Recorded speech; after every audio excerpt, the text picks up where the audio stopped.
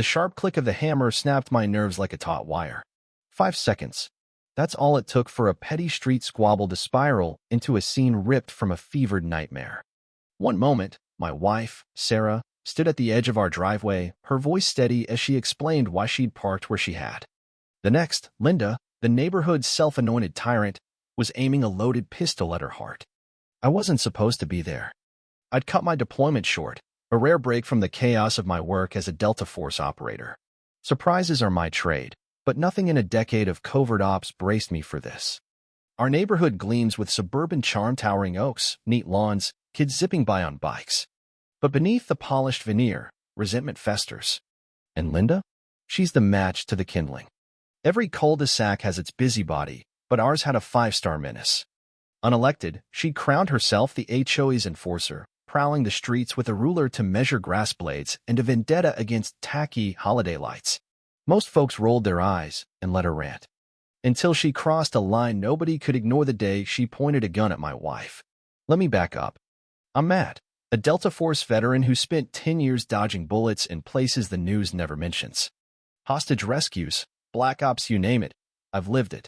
Sarah's my anchor, sharp-witted and unshakable, even when Linda's daily nonsense tested her patience. I'd been gone 6 months, neck-deep in a classified mission. We traded encrypted texts and crackly satellite calls, but it wasn't enough. I missed her. Missed home. When I got the chance to return early, I kept it secret, dreaming of her smile when I'd walk through the door.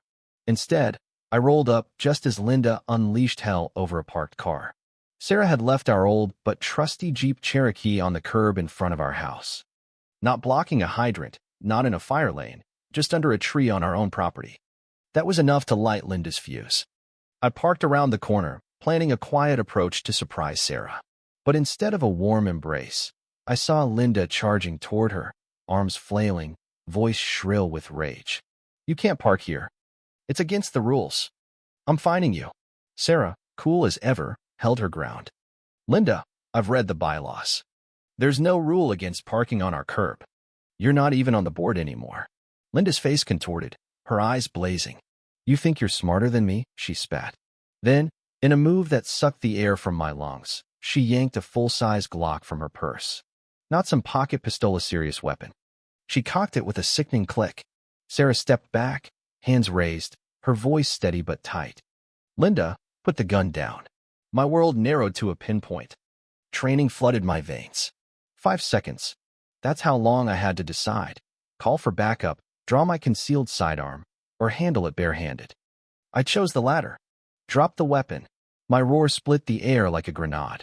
Linda whirled, gun still up, her eyes widening at the sight of Mezik's foot 3, tactical boots pounding the pavement, charging like a storm. Matt, Sarah gasped. Linda froze for a split second. Her mistake. I closed the gap in 2 strides, seized her wrist, and twisted until she yelped. The Glock clattered to the concrete. She shrieked, assault. He's attacking me, but I didn't let go, pinning her to the ground with a knee on her back. The gun kicked well out of reach. Sarah stood frozen, hands trembling, eyes locked on me. Neighbors spilled onto their lawns, phones out some recording, others dialing 911. Sirens wailed within minutes. Sheriff's deputies rolled up, guns drawn, but the scene spoke for itself. Linda cuffed and ranting, the Glock on the ground, a dozen witnesses nodding my way. My Delta Force ID sealed it. Hell of a day to come home, huh? The lead deputy muttered. I gave a tight nod, turning to Sarah, whose breathing was finally slowing. Linda, still screaming about unfair treatment and parking violations, was hauled to a cruiser. She provoked me, she wailed, as if that justified her madness. Later, we sat on our porch, Sarah's head on my shoulder, a blanket draped over her. I thought I was done, she whispered, voice raw. I know, I said, pulling her close. But you're safe now. I've got you. Linda faced charges of aggravated assault with a deadly weapon. The HOA banned her from meetings, and the neighborhood rallied around Sarah. Trays of cookies and bouquets piled up at our door. Whispers spread Linda had threatened others before, but never with a gun, and never in front of someone like me. The fallout dragged on. Court dates, depositions, lawyers. Sarah stayed strong, and I backed her every step. Linda copped a plea probation, mandatory psych eval. Her house hit the market 2 months later, sitting empty for months. Maybe buyers sensed the stain of her reputation. Or maybe they heard about the Delta Force guy next door who doesn't take kindly to threats. We still live here, still past that curb where our world nearly shattered. The neighborhood's quieter now, the air lighter. But those 5 seconds haunt me. 5 seconds that proved danger doesn't need a war zone to find you. 5 seconds that showed why I do what I do. 5 seconds that ended Linda's reign of terror. This isn't just our story, it's a wake-up call. What's brewing in your neighborhood? Who's crossing lines, waiting for the wrong moment? Share your thoughts, spread the word, and let's shine a light on the chaos hiding behind those white picket fences.